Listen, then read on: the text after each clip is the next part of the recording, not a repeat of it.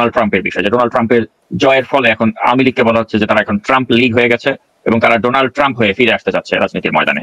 এখন এই যে ট্রাম্পের বিজয়ের ফলে তাদের যে একটা অতি উৎসাহ দেখা যাচ্ছে বা তাদেরকে ট্রাম্প যেন ক্ষমতায় বসিয়ে দেবে এমন একটা বিশ্বাসে তারা বিশ্বাসী হয়ে অনেক উল্টাপাল্টা আচরণ করছে বা কথা বলছে। তো আপনার কাছে আমি জানতে চাই যে ডোনাল্ড ট্রাম্পের বিজয়ের ফলে এই অন্তর্বর্তী সরকারের আসলে কোনো উদ্বিগ্ন হওয়ার কোনো কারণ আছে বলে আপনি মনে করেন কিনা?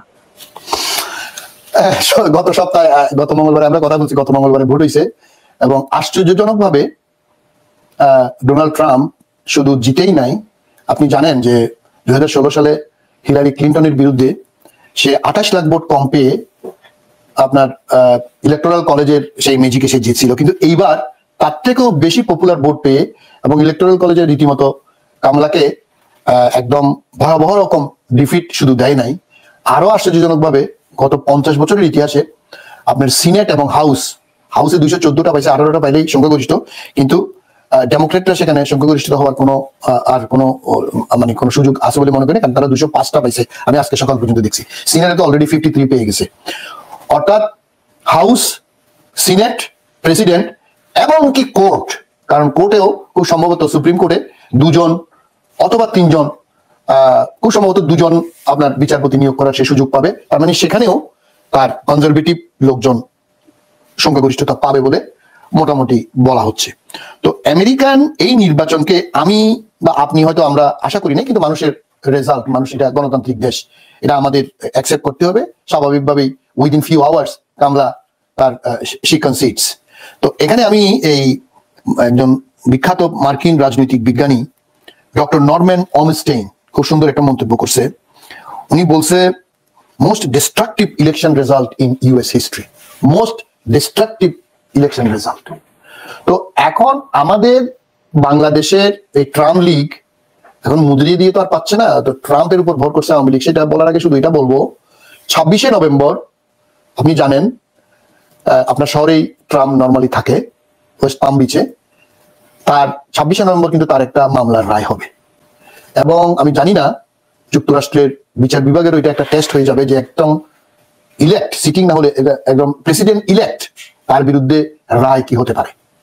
আপনি জানেন সে খুব সম্ভবত 34 ফেলানি তার অলরেডি ইন্ডাইটমেন্ট হয়ে গেছে। ফেলানি বলতে আমরা যেটা বুঝি অর্থাৎ প্রাথমিকভাবে প্রুভড যে হি ইজ এ গিলটি। এখন ফাইনাল ইন্ডাইটমেন্ট মানে ক্রিমিনাল প্রেসিডেন্ট বলা হচ্ছে তাকে। এবং আরেকজন অ্যাঙ্কর, আমেরিকান অ্যাঙ্কর খুব সুন্দর করে বলছে যে if it is a boy dog still Americans will elect him surpassing the most qualified Hillary আর কামলা। অর্থাৎ একটা মানে ইন ডিসগাইজ অথবা এটা ভিতরে এমন একটা কাজ করে, আমরা অনেক কারণ দেখাই, ইমিগ্রেশনের কারণ, ওই কারণ, অর্থনীতির কারণ, যুদ্ধের কারণ, হ্যান কারণ, ত্যান কারণ, কিন্তু ওরা মানে ওই ভদ্রমহিলা ইজ এ ভেরি নাইস, আমি নামটা তার ভুলে গেছি, বলছে যে কমলা এবং হিলারি ক্লিন্টনের মতো বিদোষী 2 মহিলাকে একজন ক্রিমিনাল, একজন মানে খুব খারাপ লোক আমেরিকান ইতিহাসে সে জিতে গেছে। তো সুতরাং আমেরিকাতে যদি তুমি একটা বয় কুকুরও দাও মহিলার বিরুদ্ধে সেই জিতবে, এরকম করে সে একটু মানে সার্কাস্টিক্যালি মানে মন্তব্য করছে। তো এখানে আমাদের এই নির্বাচনে এই কি বলে আমাদের ট্রাম্পের নির্বাচিত হওয়ার ব্যাপারে আমাদের আওয়ামী লীগ যে খুশি হয়েছে, এটা খুশি হওয়ার তাদের কিছু কারণ আছে, কারণ আপনি জানেন একটা টুইট ছিল প্লাস মোদির বন্ধু। কিন্তু এটা মনে রাখতে হবে ডক্টর মোহাম্মদ ইউনূসের সাথে ডেমোক্রেটিক পার্টির হায়ারার্কিতে অনেক বেশি যোগাযোগ ছিল, ইট ইজ রাইট। কিন্তু আপনাকে এটাও মনে রাখতে হবে ডক্টর মোহাম্মদ ইউনূস যখন কংগ্রেশনাল অ্যাওয়ার্ড গোল্ড মেডেল যেটা বলা হয় যুক্তরাষ্ট্রের সেরা 2 আপনার যে পুরস্কার পাইছে, তখন জন বোহেনির নামে যে স্পিকার ছিল হি ওয়াজ ফ্রম রিপাবলিকান পার্টি, এবং মিচ মিকনেল এখনো যে সিনেটের লিডার রিপাবলিকান পার্টির, 1985 সাল থেকে যে সিনেটর আপনারা জানেন, সে তার 2 জনের বক্তৃতা আমি দেখছিলাম যেদিন ওনাকে এই পুরস্কার দেওয়া হচ্ছে। They are also very close friend of doctor Mohammad Yunus. হয়তো আপনার ইন্টারিম গভর্নমেন্টের যে লিভারেজ ডেমোক্রেটিক পার্টি থেকে পাইছে হয়তো ডোনাল্ড ট্রাম্পের থেকে কিন্তু পাবে না, কিন্তু ডক্টর ইউনূসের বিরুদ্ধে যাবে বা এরকম কোনো সম্ভাবনা আমি অন্তত দেখি না। কারণ আমেরিকান প্রশাসন একজন প্রেসিডেন্ট নির্ভর না, যতই রিপাবলিকান পার্টির ডমিনেন্স থাক, এখানে doctor Mohammad Yunus is a factor. কারণ আমেরিকান সর্বশ্রেষ্ঠ 2 পুরস্কার যে ব্যক্তি পায় তার বিরুদ্ধে আমেরিকা যেতে পারবে না, এটা হচ্ছে পরিষ্কার কথা। যেতে পারবে না, যাবে না, হয়তো আগের মতো সুযোগ সুবিধা পাবে না, এটা হচ্ছে আমার প্রাথমিক অবজারভেশন।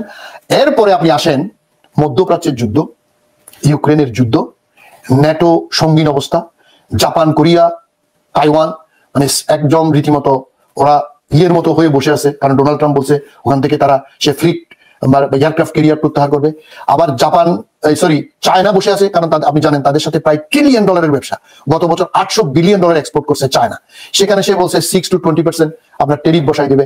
তো আর এই জিনিসগুলা, আর আপনি জানেন ইমিগ্রেন্ট তো আসে, বিশাল ব্যাপার। সে তো বলছে প্রথম দিনে সে ইমিগ্রেন্ট ব্যবহার করার জন্য মিলিটারি ব্যবহার করবে। আপনি জানেন ট্রাম্পের ইলেকশনের পরে, সরি, ট্রাম্পের ইলেকশনের পরের দিন আমেরিকান সিনিয়র জেনারেলরা খুব সম্ভবত 21 জন জেনারেল মিটিং করছে যে আমরা কি তার ইললিজিটিমেট অর্ডার কি মানবো? বলছে না, আমরা মানবো না। এবং উনি যে ইমিগ্রেন্টদেরকে আমেরিকা থেকে বের করে দেওয়ার জন্য যে মানে আর্মি ব্যবহার করতে চাচ্ছে, কারণ আমেরিকান আর্মির একটা ধর্ম আছে, তারা নিজেদের মানুষের বিরুদ্ধে কোনোদিন লাঠি চার্জ করবে না, অভ্যন্তরীণ ব্যাপারে হস্তক্ষেপ করবে না, যেটা কনস্টিটিউশন, এটা একটা কনভেনশন, সেটা ডোনাল্ড ট্রাম্প ব্যত্যয় করতে চাচ্ছে। এবং তারা সে ব্যাপারে রিজিড হয়ে গেছে যে না, আমরা অভ্যন্তরে আমাদের নাগরিক, সেটা ডকুমেন্টেড হোক আনডকুমেন্টেড হোক, আমি জানি এখানে ইলিগাল বলে না, ডকুমেন্টেড আর আনডকুমেন্টেড, এদেরকে আমরা এইভাবে মানে আমরা করতে পারবো না। তো সুতরাং he has a lot of issues to deal with. এবং শুধু তাই না, আপনি জানেন Amit Shah now is a accused, officially accused in Canada, and Ajit Doval, তাদের national security adviser with a cabinet rank, is a listed accused in New York. তো সুতরাং তাদের অনেক কিছু আছে, উপরে যতই লাফালাফি করুক এই মিথ্যা নিয়া। তো সুতরাং আমি পরিশেষে এটাই বলবো, আমরা সবাই, সরকার, বিরোধী দল এবং যারা কিং মেকার বা কিংস পার্টি করতেছে, বৈষম্যবিধি ছাত্র, এবং আমরা দেশে বিদেশে আমরা যারা বাংলাদেশের গণতন্ত্রের জন্য কাজ করতেছি, আপনাদেরকে সবাইকে বলবো, ডোনাল্ড ট্রাম্প নির্বাচিত হওয়া এটা যুক্তরাষ্ট্রের আভ্যন্তরীণ ব্যাপার। যাতে মিথ্যা প্রপাগান্ডা যেটা ছড়াচ্ছে সেটা ভারত এবং হাসিনার কুলাঙ্গাররা এবং দেশি বিদেশি চক্ররা, আমরা সবাই ডোনাল্ড ট্রাম্প সহ যুক্তরাষ্ট্রের প্রশাসনকে আমরা মিথ্যা ধরিয়ে দিব, সত্য জানাই দিব, এবং ভারতের মিডিয়াকে ব্যান করব বাংলাদেশে, যতক্ষণ পর্যন্ত বাংলাদেশের মিডিয়া ভারতে দেখানো যাবে। এগুলো আমরা কন্টিনিউয়াস চালিয়ে যাব। সাথে সাথে আমাদের দেশের গণতন্ত্র পুনরুদ্ধারের জন্য ইন্টারিম গভর্নমেন্টকে আমরা সহযোগিতা করে যাব, তাদের ভুলভ্রান্তি দেখিয়ে দিব, যেটা কঠোরভাবে দরকার কঠোরভাবে করব। কিন্তু at the end of the day এই সরকারকে আমাদেরকে টিকিয়ে রাখতে হবে। আপনি আবার বিপ্লব করবেন, আবার লাল কালো করবেন, এইসব ফাজলামো বাদ দিয়া ভারতের চক্র অথবা ডোনাল্ড ট্রাম্পকে ভুল বুঝানোর এই যে দূরভিসন্ধি এবং আমাদের ভিতরের দেশের মধ্যে যে আনরেস্ট সৃষ্টি করতেছে, এইগুলার দিকে আমরা নজর দেব, এগুলা নিয়েই আমরা ব্যস্ত থাকবো। আমরা আমাদের দেশে এই যে সুযোগ, গণতন্ত্রের সুযোগ আসছে ডক্টর মোহাম্মদ ইউনূস সাহেবকে সামনে নিয়ে, আমরা সেটা বাস্তবায়ন না করা পর্যন্ত আমরা ছাত্র, শিক্ষক, আপামর 18 কোটি মানুষ আমরা একাত্মবদ্ধ হয়ে আমরা ভারতীয় প্রপাগান্ডা, মোদির প্রপাগান্ডা, র প্রপাগান্ডা আমরা ইনশাল্লাহ ধূলিসাৎ করে দেব। এটাই আমার শেষ, এইটা বলে আজকে আমি শেষ করতে চাচ্ছি।